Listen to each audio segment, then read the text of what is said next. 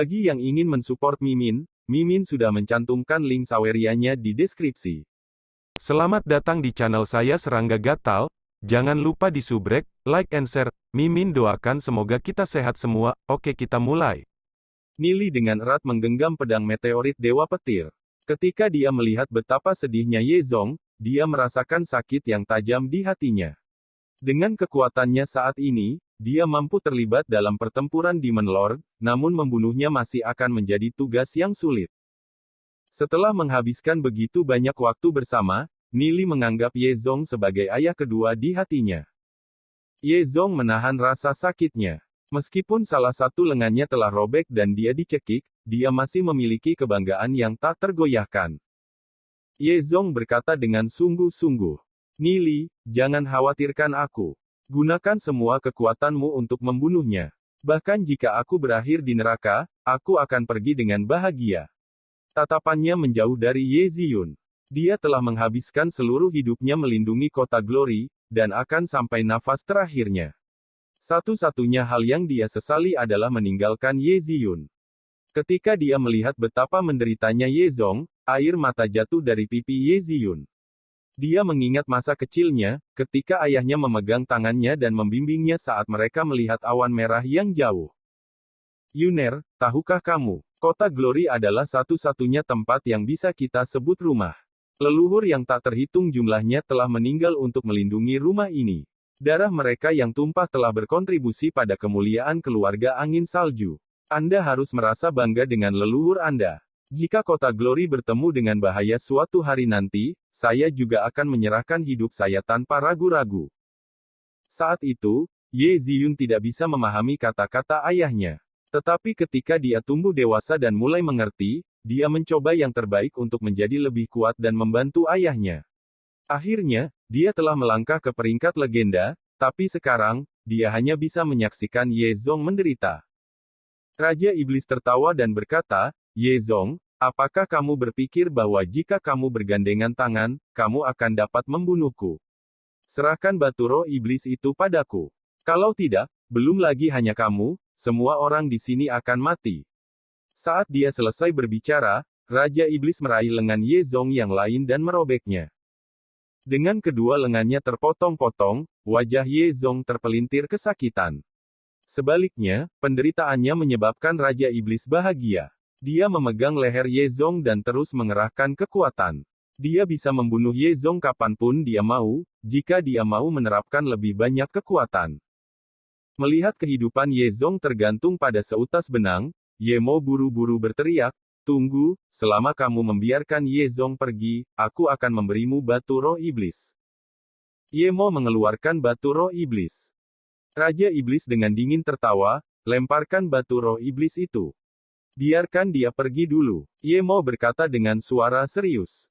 Raja Iblis tersenyum sinis dan berkata, "Ye Mo, sepertinya kamu masih belum jelas tentang situasi saat ini. Kalian tidak punya pilihan lain. Jika kamu tidak melewati batu roh iblis sekarang, aku akan membunuh Ye Zong terlebih dahulu, lalu mengambilnya dari tanganmu. Setelah itu, apa yang bisa kamu lakukan padaku?" Raja Iblis terus mengerahkan kekuatan saat sisi Ye Zong terus mengalir dengan darah. Jika dia tidak segera menerima bantuan, itu akan terlambat.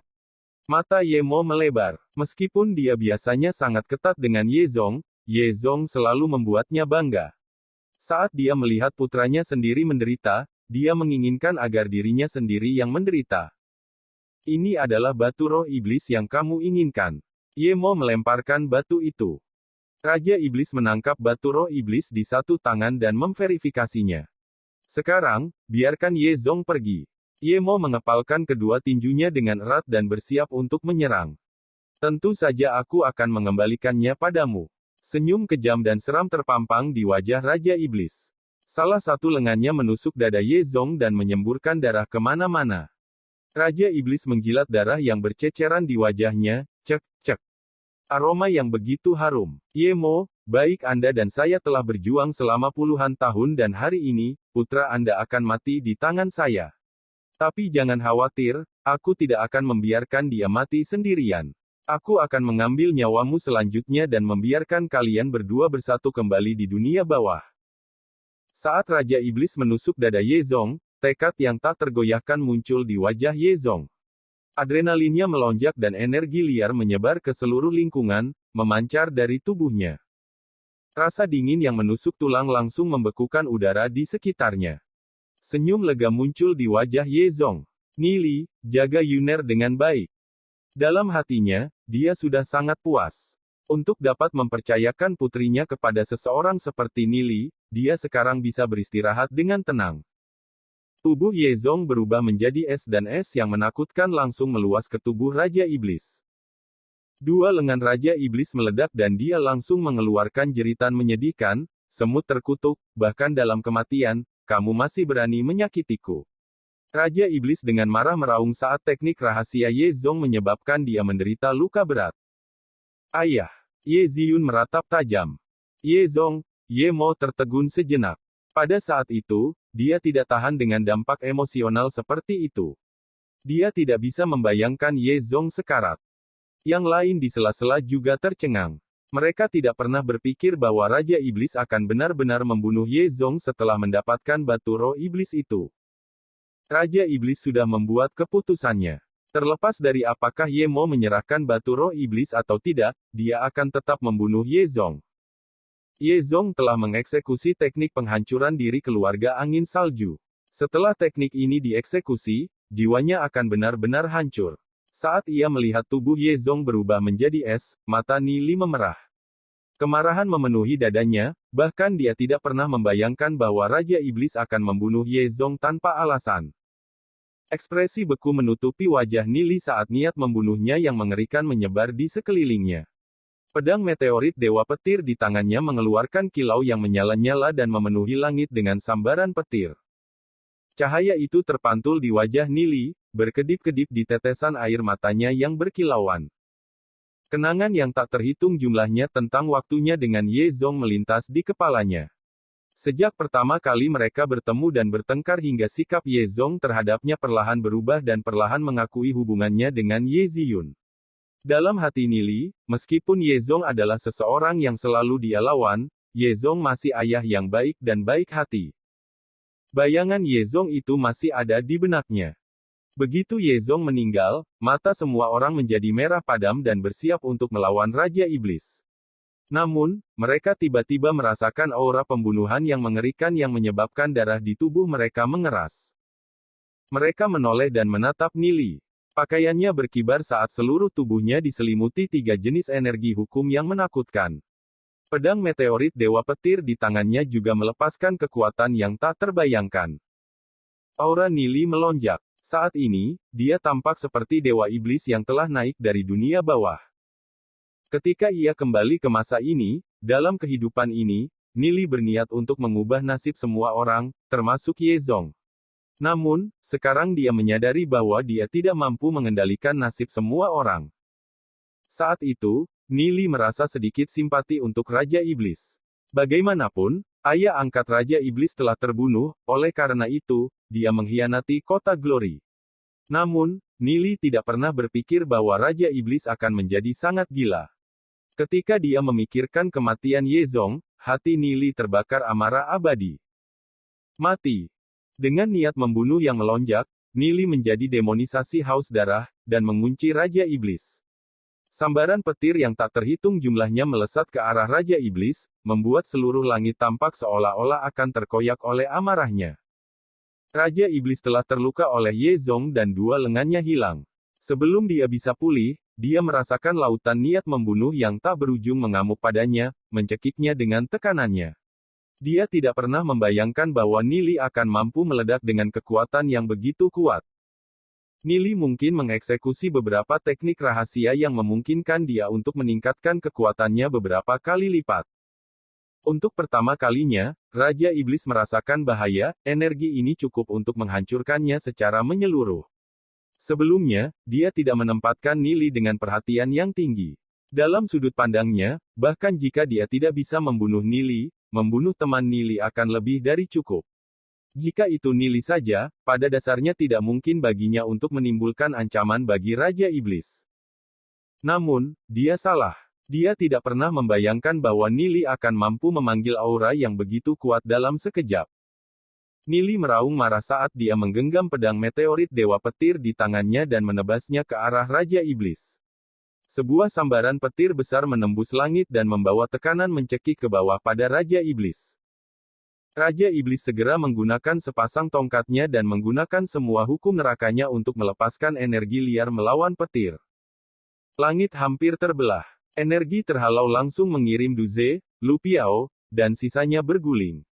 Energi ini bukanlah sesuatu yang bisa mereka tahan bahkan pada peringkat legenda. Mereka seperti daun dalam tsunami. Energi yang sangat kuat. Duze dan yang lainnya benar-benar terkejut. Sebuah petir raksasa menghantam begitu keras, seolah-olah mencoba menghantam dunia. Raja Iblis tidak bisa menahan serangan sekuat itu dengan tongkatnya dan terlempar dari tangannya. Dampak baut melahap seluruh tubuhnya dan menghancurkan beberapa lengannya dalam sekejap. ARGHH. Raja Iblis menjerit sedih. Petir menghancurkan semua lengan Raja Iblis. Tepat ketika akan mendarat di dadanya tiba-tiba bersinar dengan cahaya yang menyilaukan dan dikirim terbang. Raja Iblis meludahkan seteguk darah saat keterkejutan yang dalam terlihat di matanya. Kekuatan petir ini terlalu besar, itu bukan sesuatu yang bisa dia tahan. Jika bukan karena artefaknya, dia pasti sudah dihancurkan oleh petir itu. Nili seperti Dewa Iblis yang telah turun, membuat orang lain merasa seperti manusia tak berdaya. Ketika dia menyadari bahwa Raja Iblis masih hidup, Nili mengayunkan pedang meteorit Dewa Petir sekali lagi ke arahnya. Raja Iblis dikirim terbang lagi. Kali ini, kedua kakinya dan bahkan kepalanya telah dihancurkan oleh pilar petir itu. Namun, artefak itu masih nyaris tidak melindungi tubuhnya, mengubahnya menjadi seberkas cahaya yang melesat ke kejauhan. Membunuh. Nili masih dalam keadaan mengamuk saat dia mengerahkan pilar petirnya untuk mengejar seberkas cahaya itu. Baut petir yang tak terhitung jumlahnya menghujani.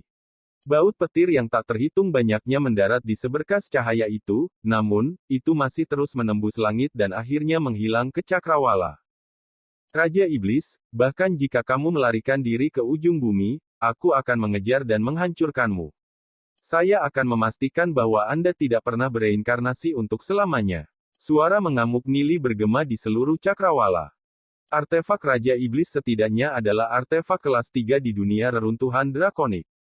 Di dunia kecil ini, selain para ahli kuat seperti Nethermaster, tidak ada orang lain yang bisa membunuh Raja Iblis. Saat ini, Nili tidak bisa melakukan apapun pada Raja Iblis. Akankah Nethermaster membantu Nili membunuh Raja Iblis? Itu praktis tidak mungkin. Di mata para ahli seperti Master Nether, baik Nili dan Raja Iblis berada dalam posisi yang sama. Mereka memiliki bakat yang layak, itu saja.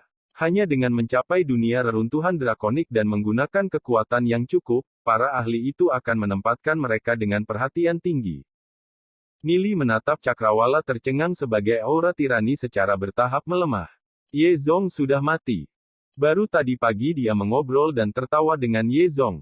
Sekarang, pada saat ini, dia tidak lagi di sini. Nili masih tidak dapat menerima fakta itu.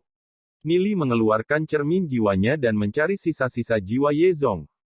Helai cahaya terbang ke cermin jiwa, namun, itu hanya jejak aura jiwa Ye Zong. Dengan aura jiwa saja, mustahil untuk menghidupkan kembali Ye Zong. Rasa sakit yang mendalam menebas hati Nili. Keluhan ini benar-benar tidak dapat didamaikan. Raja Iblis, jika aku tidak mencabik-cabik tubuhmu, maka aku, Nili bukan manusia. Nili erat mencengkeram cermin jiwa di tangannya sampai pembuluh darah muncul dari lengannya. Ketika dia memikirkan bagaimana mulai hari ini, Ye Ziyun akan tanpa seorang ayah, Nili dipenuhi dengan rasa malu dan bersalah terhadapnya. Meskipun dia telah hidup kembali, dia masih gagal melindungi ayahnya. Debu secara bertahap mengendap. Pertempuran sengit telah menghancurkan setengah dari mansion Tuan Kota. Bahkan arai 10.000 binatang iblis hancur total. Untuk konfrontasi tingkat ini, bahkan arai 10.000 binatang iblis tidak berguna. Ye Ziyun dengan erat berpegangan pada barang-barang yang ditinggalkan Ye Zong dan menangis dalam kesedihan. Saat dia mengingat saat-saat bersama ayahnya, rasa sakitnya menusuk jiwanya. Ye Mo tampak seolah-olah dia langsung menua beberapa tahun. Putranya telah meninggal tepat di depannya dan dia benar-benar tidak berdaya melawannya. Hatinya dipenuhi dengan kebencian terhadap Raja Iblis. Namun, dengan kekuatan mereka saat ini, mereka tidak mampu membunuh Raja Iblis. Serangan Nili telah menghancurkan kepala dan anggota tubuh Raja Iblis, tapi dia masih berhasil melarikan diri. Melihat betapa hancurnya hati Ye Ziyun, Nili memeluknya erat-erat dan berkata padanya dengan suara sedih, "Ziyun, maafkan aku." Sebelumnya, ketika dia menggunakan teknik rahasia, Dewa Surgawi, ranah jiwanya hampir meledak. Namun, meski begitu, dia tidak dapat mencegah Raja Iblis pergi. Dengan kekuatan Nili saat ini, dia bisa menyaingi Raja Iblis, namun, dia tidak akan bisa melindungi orang lain pada saat yang sama dan mencegah Raja Iblis membunuh mereka. Saat ia memikirkan bagaimana Ye Zong telah meninggal, Nili mengepalkan tinjunya. Ayah mertua menggunakan teknik rahasia keluarga angin salju. Sekarang, bahkan jiwanya telah padam. Namun, jika ada kesempatan untuk menghidupkan kembali ayah mertua, saya pasti akan menemukannya. Aku tidak akan menyerah. Tapi selain itu, tatapan Nili berubah dingin saat dia melanjutkan, aku bersumpah begitu aku mencapai alam reruntuhan iblis, aku akan secara pribadi menangkap dan memusnahkan Raja Iblis. Aku tidak akan membiarkan dia bereinkarnasi selama sisa kekekalan. Membangkitkan. Nili, apakah benar-benar ada cara untuk menghidupkan kembali ayahku? Mata Ye Ziyun membawa secercah harapan. Meskipun Nili sebenarnya tidak tahu, ketika dia melihat mata Ye Ziyun berkedip-kedip dengan harapan, dia tidak tahan untuk menyakitinya lagi. Dia menganggukkan kepalanya, selama kita menuju dunia reruntuhan drakonik dan kultivasi kita telah mencapai tingkat tertentu, kita akan dapat menemukan cara untuk menghidupkan kembali Ye Zong. Dia berpikir tentang buku roh iblis duniawi, buku itulah yang memungkinkan dia untuk dilahirkan kembali. Oleh karena itu, seharusnya bisa menghidupkan kembali Ye Zong juga, kan? Namun, Nili tidak tahu kemana buku roh iblis duniawi pergi. Ye Ziyun menyeka air matanya. Meskipun hatinya dipenuhi rasa sakit, suaranya masih tegas dan bertekad saat dia berkata, "Nili, aku akan menuju dunia reruntuhan drakonik dan menjadi lebih kuat, untuk menghidupkan kembali ayahku." Seluruh mansion tuan kota berantakan. Wajah semua orang mencerminkan kesedihan dan rasa sakit yang mendalam. Bagi mereka, Ye Zong adalah seseorang yang pantas dihormati, semua orang menghormati tuan kota. Kematian Ye Zong menyebabkan seluruh kota jatuh ke dalam kesedihan. Ye Zong berjuang demi kota Glory, sampai kematiannya.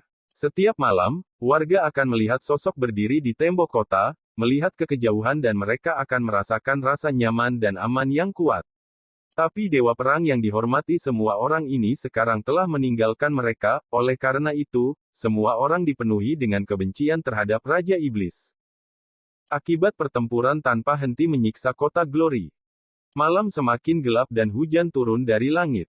Curah hujan ini adalah campuran air dengan hujan es yang menyebabkan rasa dingin yang menusuk tulang saat jatuh ke wajah orang-orang di bawah.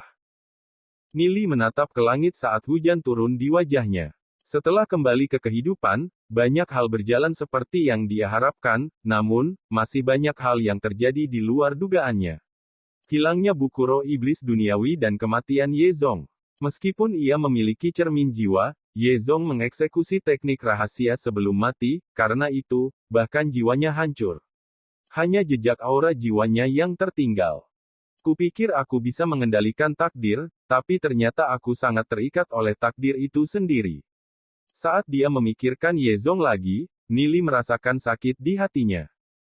Ruang belajar Ye Zong di mansion tuan kota. Ye Mo duduk dengan tenang di meja yang masih ditumpuk dengan file yang telah dibaca Ye Zong sebelumnya.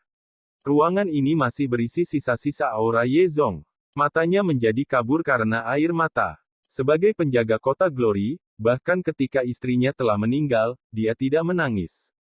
Tapi sekarang, melihat anaknya mati di hadapannya, matanya yang berlumpur mau tidak mau mengeluarkan air matanya.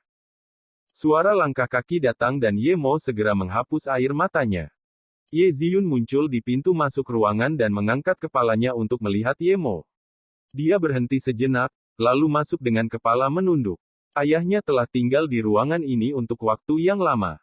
Samar-samar dia masih bisa merasakan kehadiran ayahnya yang hangat dan berlama-lama.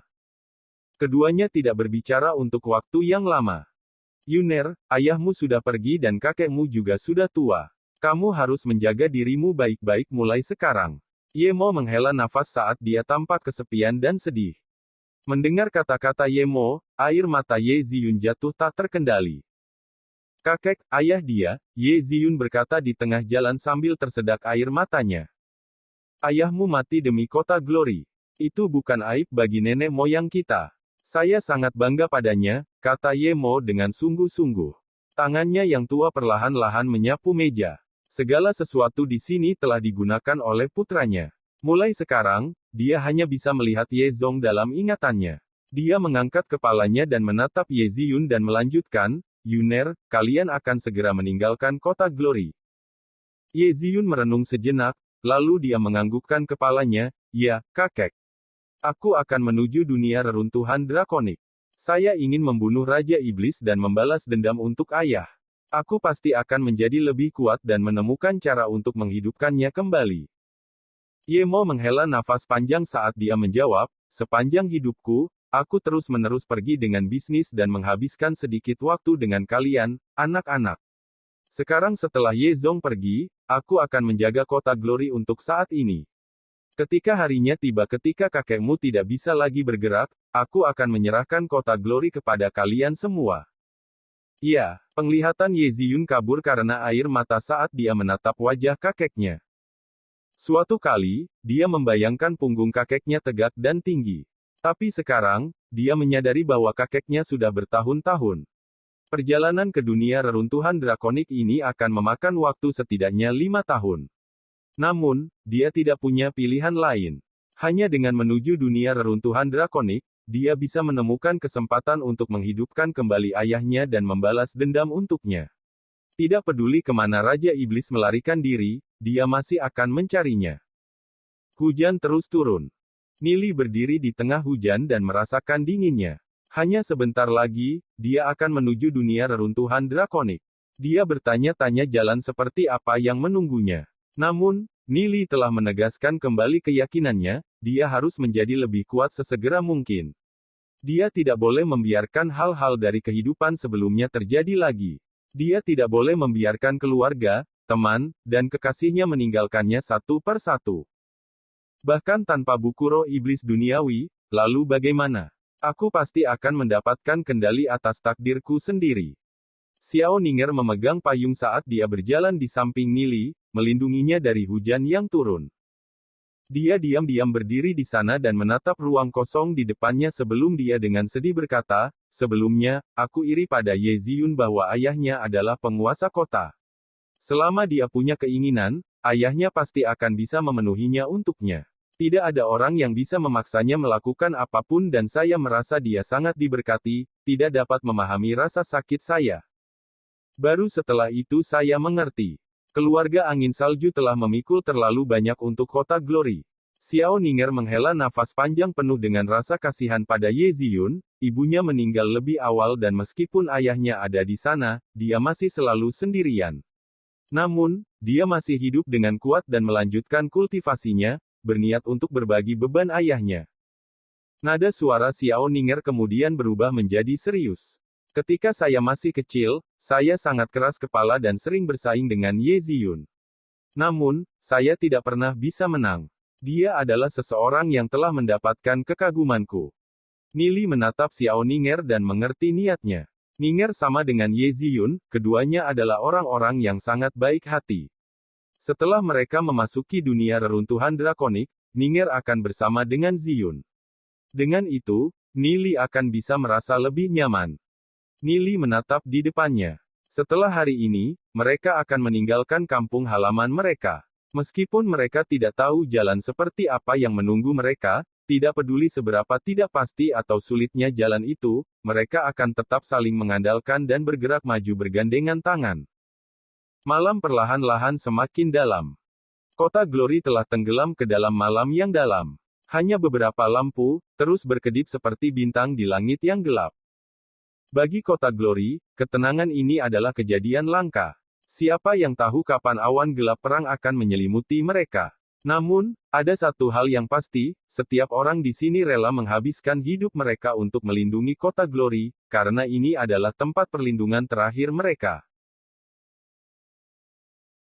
Sekian dulu update-annya, tunggu lanjutannya di channel saya Serangga Gatal, di subscribe ya guys.